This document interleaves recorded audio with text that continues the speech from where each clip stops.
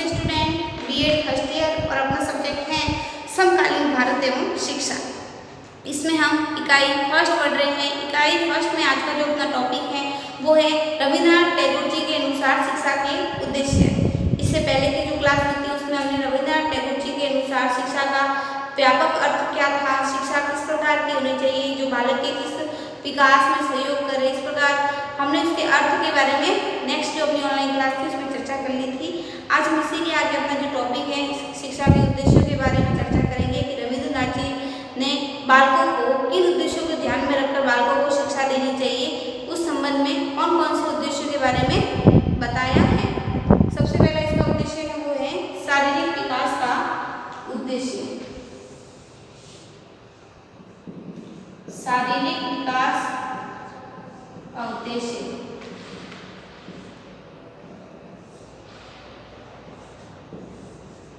बालक का शारीरिक विकास करना ही शिक्षा का महत्वपूर्ण परम आवश्यक उद्देश्य माना जाता है। उनका विश्वास था कि स्वस्थ मन के लिए स्वस्थ शरीर परम आवश्यक है। यदि जीवन के क्षणों को सुख को आनंद से हमें व्यतीत करना है तो व्यक्ति का शरीर स्वस्थ होना अति आवश्यक है। यदि वो किसी प्रकार का रोगग्रस्त व्यक्ति है तो जीवन में आने वाली जो प्रसन्नता है या खुशियाँ हैं या जो भी सुख परेशान है उस सुख परेशानों का वो आनंद नहीं ले पाता है।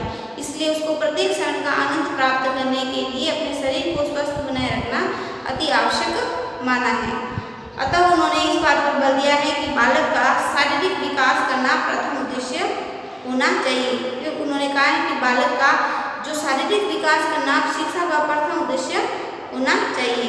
उनका कहना था कि यदि आवश्यक हो तो अध्ययन के लिए कुछ समय छोड़ देना चाहिए।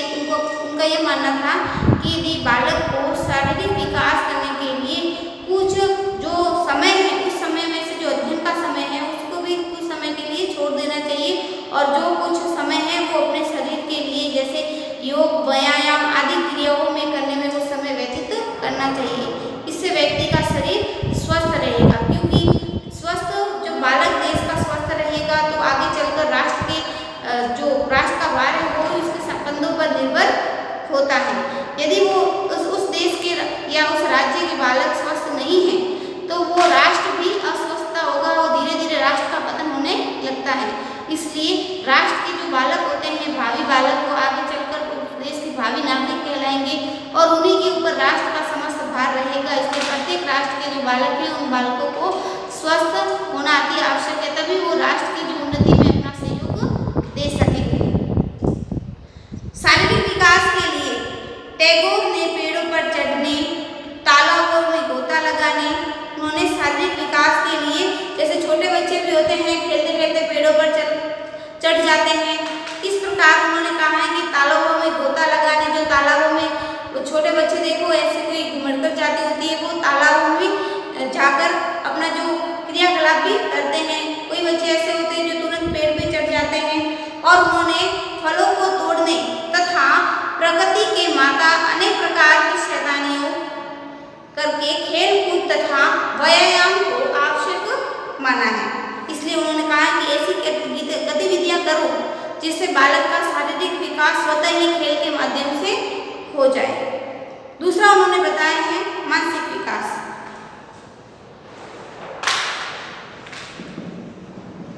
मानसिक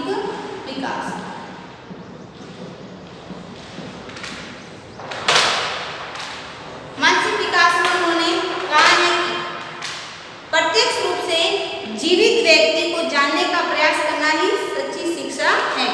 यानी व्यक्ति को देखकर ही, सामने वाले व्यक्ति को देखकर ही हम ये ज्ञात कर सकते हैं कि उस व्यक्ति के मन में क्या चल रहा है, यानी वो सुखी है या दुखी है। उसके हाव भाव को पहचान कर ही हम उसकी जो गतिविधियां हैं, मन की हलचल है, उसको जान सके। इसलिए टैगोर ने कहा है कि प्रत्यक्ष रूप से जीवित व्यक्ति को जानना प्रयास करना सच्ची शिक्षा मानी है। इसके ज्ञान ही प्राप्त नहीं होता, इससे हमें ज्ञान ही प्राप्त नहीं होता, अपितु जानने की शक्ति उतनी ही अधिक विकसित होगी जितना कक्षा में दिए जाने वाला व्याख्यानों के द्वारा असंभव है। उनका विश्वास था कि मानसिक विकास तभी संभव है जब वास्तविक जीवन की परिस्थितियों में प्रत्यक्ष रूप से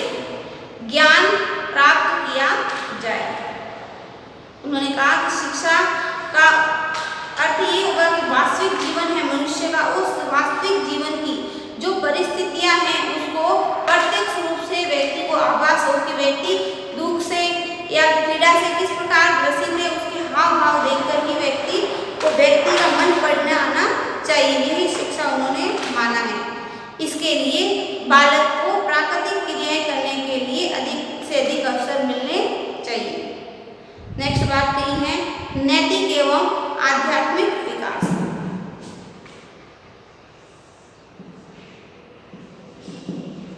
नैतिक एवं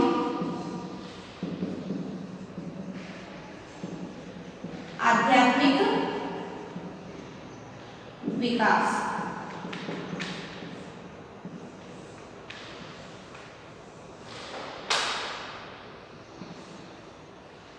नैतिक एवं आध्यात्मिक विकास इसमें कहा है कि आदर्शवादी थे जो टैगोर जी थे, वो आदर्शवादी विचारधारा से ओतप्रोत थे। इसलिए उन्होंने इस बात पर बल दिया है कि शिक्षा का उद्देश्य नैतिक तथा आध्यात्मिक विकास होना चाहिए। बालक के अंदर नैतिक गुणों जैसे परोपकार, सहिष्णुता, धैर्य, जो भी नैतिक गुण हैं और आध्यात्मिकता से संबंधित गुणों का समावेश होना चाहिए।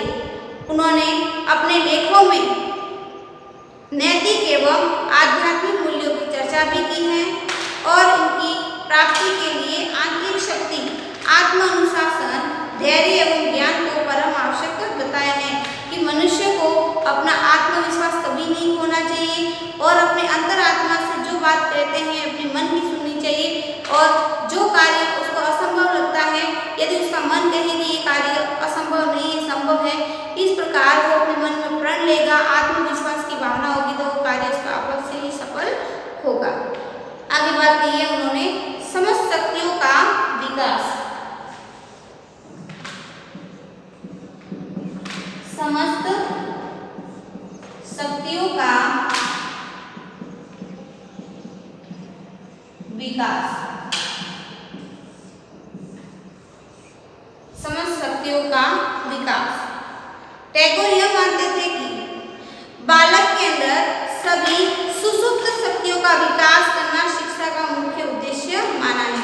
यानी जो दबी हुई शक्तियां हैं, हो सकता है बालक अच्छा नेतृत्व करता हो, अच्छा भाषणवादी करता हो ताकि उसका जो भाषण सुनकर या उसकी अभिव्यक्ति को सुनकर दूसरे लोग भी मोटिवेट हो सके और नेतृत्व करता हो ताकि उसकी राह पर दूसरे व्यक्ति भी जो अच्छे राह पथ प्रदर्शक बन सके।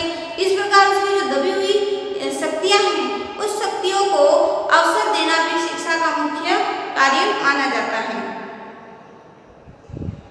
टैगोर एक महान व्यक्तिवादी थे, अतः वे व्यक्ति के संपूर्ण विकास की ओर विशिष्ट ध्यान या महत्व देते थे। वे व्यक्ति को सम्मान एवं स्वतंत्रता देने के पक्षपाती थे कि व्यक्ति को सभी रूप से सम्मान मिलना चाहिए और उसकी जो स्वतंत्रताएं हैं उस स्वतंत्रताओं का हनन नहीं होना चाहिए। इसके अतिरिक्त वे शिक्षा के उद्देश्य व्यक्ति के मस्तिष्क को स्वतंत्रता प्रदान मानते थे। यानी शिक्षा के द्वारा व्यक्ति के मन में जो भी बात चल रही है, व्यक्ति जो भी सोचता है, विचारता है, उसको एक अवसर मिलना चाहिए ताकि व्यक्ति का समस्त रूप से विकास हो सके, जिससे वे पुस्तकीय ज्ञान के अतिरिक्त अन्य साधनों को भी स्वतंत्र रूप से अपनाकर विकास कर सके। कि पुस्तकीय ज्ञान भी उन्होंने दो प्रकार का माना है।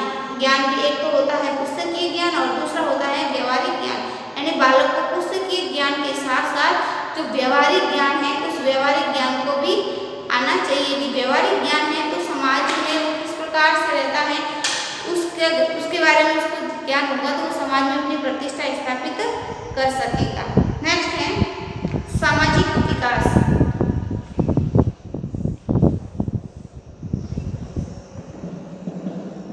सामाजिक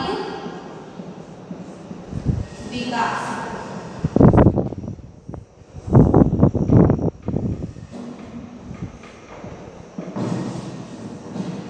इसमें देखेंगे कि टैगोर व्यक्तिवादी होने के साथ साथ समाजवादी भी थे। उनको समाजवादी, व्यक्तिवादी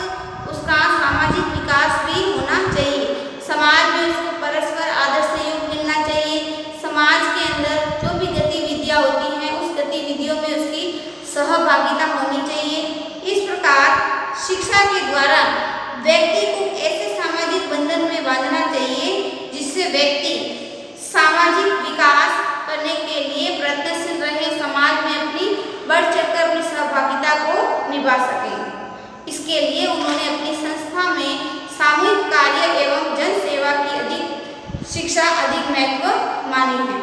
नेक्स्ट है राष्ट्रीयता का विकास। राष्ट्रीयता का विकास। राष्ट्रीयता का विकास, इसमें देखेंगे कि रविंद्रनाथ टैगोर राष्ट्रवादी होने के नाते शिक्षा को राष्ट्रीय जागृति का उत्तम एवं सफल साधन मानते थे। उन्होंने अपने विचारों, लेखों और कविताओं द्वारा व्यक्तियों को राष्ट्र प्रेम की ओर आकर्षित किया और उन्हें राष्ट्रीय एकता की अनुभूति कराई। उनका मानना था कि यदि व्यक्ति के मन में राष्ट्रभक्ति होगी तभी वह देश सेवा कर सकेगा। यदि उसके मन में राष्ट्रभक्ति को लाना है तो ऐसी पुस्तकों के बारे में या ऐसे ग्रंथों को बालक को पढ़ाया जाए जिससे उनके मन में राष्ट्रभावी सेवा या राष्ट्रभक्ति की भावना का संचार हो सके। और अंत में है अंतर्राष्ट्रीय दृष्टिकोण का विकास। अंतिम उद्देश्य माना है अंतर्राष्ट्रीय दृष्टिकोण का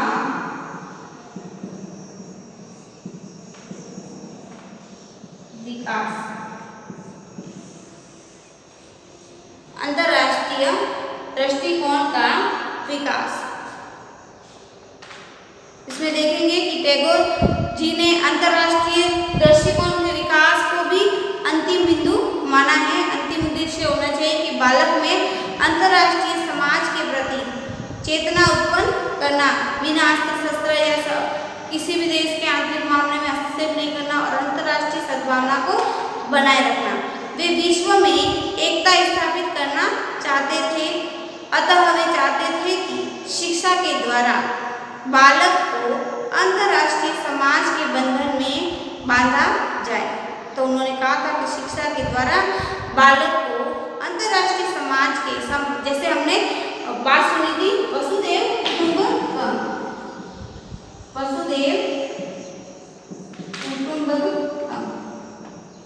तो वसुदेव कुटुंबकम की धारणा है कि समस्त विश्व या संसार एक परिवार के रूप में मिलजुल कर रहे। इस प्रकार की विचारधारा से वो भी ओतप्रोत थे, जिससे वह अंतर्राष्ट्रीय समाज के विकास हेतु प्रयास भी करते रहते थे। तो आज की जो क्लास है उसमें हमने रविंद्रनाथ टैगोर जी के अनुसार शिक्षा के जो उद्देश्य हैं उन उद्देश्यों के बारे में चर्चा की, जिसमें इसका प्रथम जो उद्देश्य था वो था शारीरिक विकास का उद्देश्य, फिर था मानसिक विकास का उद्देश्य, फिर है नैतिक एवं आध्यात्मिक विकास का उद्देश्य, फिर है समस्त शक्तियों का विकास का उद्देश्य, फिर सामाजिक विकास का उद्देश्य और राष्ट्रीय विकास का और अंतर्राष्ट्रीय दृष्टिकोण का विकास बालक के अंदर होगा, तभी बालक की जो शिक्षा है वो सार्थक मानी जाएगी। आज की क्लास, आज की जो ऑनलाइन क्लास है उसको हम यहीं विराम देंगे। कल हम इसका जो नेक्स्ट टॉपिक है उसके बारे में चर्चा करेंगे। आज के लिए आप सभी को धन्यवाद।